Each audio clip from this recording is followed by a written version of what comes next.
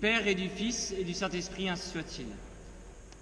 Mais bien, chers amis, on va tous être d'accord. Il y a des choses, surtout aujourd'hui, qui sont insupportables. Mais ce qu'il y a de plus insupportable, vous voyez, ce ne sont pas, par exemple, les pleurs d'un enfant, mais c'est le fait qu'il geint alors que nous ne savons pas pourquoi. Ce gémissement continuel qui dure et qui dure. Vous voyez, c'est peut-être ce qu'il y a de plus pesant, de se plaindre et de ne rien faire. Vous voyez, je pense dans ce cas-là à l'héroïsme de Clotilde, qui marche, qui déambule dans les rues de Paris et qui vient à la rencontre des autres, du pauvre. Elle vient, alors qu'elle est peut-être la plus pauvre, elle est certainement celle qui a le plus à se plaindre. Elle leur répète les uns après les autres en les regardant et leur disant une phrase que vous devez retenir dans votre cœur. Il n'y a qu'une seule tristesse, c'est de ne pas être encore saint. Clotilde, je vous le répète, a toutes les raisons de se plaindre. Elle mendie son pain, elle vit de la charité. Clotilde est une veuve en deuil. Elle est une veuve puisqu'elle a perdu son mari dans le bazar de la charité, dans son incendie. Elle est une mère en deuil puisqu'elle a perdu son enfant. Ses amis sont morts, sont décédés, ses parents l'ont rejeté, ses bienfaiteurs aussi ont été assassinés. Clotilde a toutes les raisons de se plaindre. Et pourtant, elle ne dit qu'une seule phrase, qu'elle répète inlassablement, il n'y a qu'une seule tristesse, c'est de ne pas être encore saint. Vous voyez, quand j'ai lu cette première fois cette phrase dans la conclusion de La femme pauvre de Léon Bloy, j'ai eu l'impression que cet écrivain la gravait avec son glaive dans mon cœur et que ce cœur ne fait que saigner. Et j'espère que ce sera pour vous aussi comme une devise, il n'y a qu'une seule tristesse, c'est de ne pas être encore saint. Aujourd'hui, nous avons la belle fête de Saint Charles Borromée, mais nous sommes dans la semaine aussi de tous les saints. Nous fêtons avec Clotilde, avec Saint Charles Borromée, tous les saints que nous aimons, tous ces grands et beaux saints, et nous participons à cette allégresse du ciel de tous ces saints qui s'y retrouvent. Et en y participant, nous voulons les suivre, nous espérons pouvoir tous les rejoindre, et nous pouvons les rejoindre dès ici-bas. Des saints, mes amis, des saints, il y en a de tous les caractères, il y en a de tous les temps, de tous les tempéraments, il y en a pour toutes les situations, il y en a de toutes les couleurs. Vous voyez, tournons-nous vers les saints que nous aimons. Nous devons avoir des saints préférés, Sainte Élisabeth de la Trinité ou Sainte Bernadette. Nous devrions avoir des saints pour chacune de nos situations. Si c'est un problème d'abandon dans la Providence, pensons à Saint Joseph, tournons-nous vers lui. Si nous avons des défauts dans notre travail, tournons-nous vers Saint Louis et Zélie Martin. Ils sont là pour nous, ils sont là pour vous. Ils viennent et venez prier chacun d'entre eux. Si nous avons du mal à prier, eh bien prions ces grands saints qui nous aident tant, comme Sainte Thérèse d'Avila ou Sainte Thérèse de l'Enfant Jésus.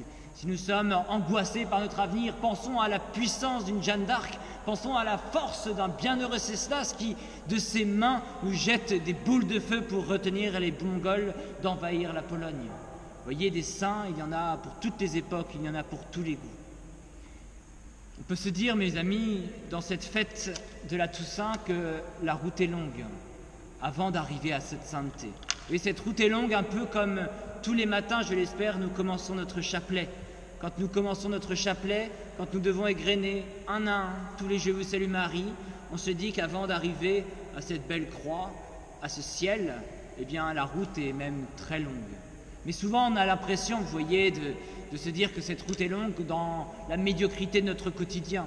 Vous voyez, quand par exemple nous pouvons nous dire qu'on est encore bien loin de la sainteté, quand il y a quelqu'un qui déboîte brusquement sur l'autoroute et que nous l'insultons, quand quelqu'un grille une priorité à droite et que nous klaxonnons comme un effréné, ou alors que nous lui faisions des appels de phare et qu'on se met à insulter 10 générations dessus lui et maudire les 10 générations en dessous. Vous voyez, on a l'impression que tant qu'on a ce caractère ou ce tempérament, eh bien on est encore bien loin de la sainteté. Et pourtant c'est notre quotidien.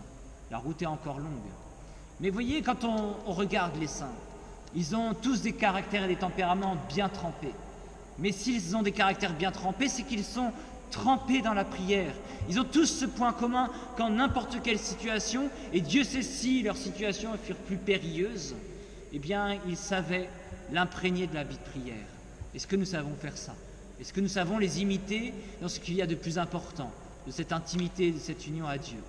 Vous voyez, des raisons de les imiter, ils sont bien loin. Vous voyez la figure de Clotilde qui a tout perdu, qui a toutes les raisons de se plaindre et qui nous répète cette phrase que vous retiendrez par cœur dans votre cœur. Il n'y a qu'une seule tristesse, c'est de ne pas être encore saint. Bien, Clotilde n'est pas apathique. Elle a du tempérament, elle a du caractère. Elle n'est pas indifférente envers la douleur qu'elle a reçue et qu'elle reçoit encore, qui la blesse autant. Son cœur est transpercé de toutes parts comme celui de Notre-Dame des sept douleurs. Mais Clotilde, au contraire, cette souffrance, la transforme dans un feu. Dans un feu.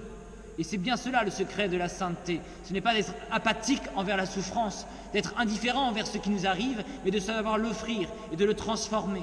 Le cœur d'un saint n'est pas un cœur de marbre, il n'est pas glacial, il n'est pas indifférent, mais au contraire, dans sa grande sensibilité, il est capable de se tourner vers toutes les situations pour le transformer dans un feu qu'il puise seulement dans la prière.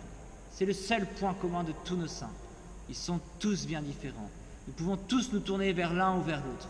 Mais voyez, dans la vie de prière, ça se passe tout simplement. Nous allons avoir du temps pendant ce confinement. Il y a un avant qui va commencer un peu tôt pour préparer la venue du Seigneur. On va essayer de le préparer dans l'intimité de notre vie intérieure. On va approcher notre cœur dans un cœur à cœur avec le Seigneur pour que le cœur de Jésus soit le cœur de Jésus soit le roi de mon cœur. Vous voyez, tout simplement. Et pour cela, dans la vie de prière, on va avancer tout doucement vers le feu sacré, vers le feu de l'Eucharistie, vers le feu du Sacré-Cœur qui en jaillit. Et on va s'avancer pour que notre cœur lui-même soit brûlé. Il va se brûler tout doucement, à petit feu. Et plus il sera proche du Sacré-Cœur, plus il sera ardent. Et au contraire, on va penser qu'il sera apathique, qu'il sera indifférent. Mais pas du tout. Bien au contraire, il brûlera justement toutes ces épreuves, il brûlera au feu de toutes ces épreuves pour pouvoir y grandir dans la vie de sainteté. Nous allons demander cette grâce alors, que cette vie des saints, nous y porte simplement. Nous allons demander à Clotilde, nous allons demander à Saint Charles Borromée, nous allons demander à tous ces saints d'être dans cette joie de la sainteté. Et qu'ici-bas, il n'y a qu'une seule tristesse, qu'une seule plainte qui doit gémir de notre âme, c'est de n'y pas y être encore dans ce ciel. Nous allons essayer de puiser dans l'ardeur du Sacré-Cœur pour que toujours nous puissions nous y retrouver, toujours au ciel, au nom du Père et du Fils et du Saint-Esprit, ainsi soit-il.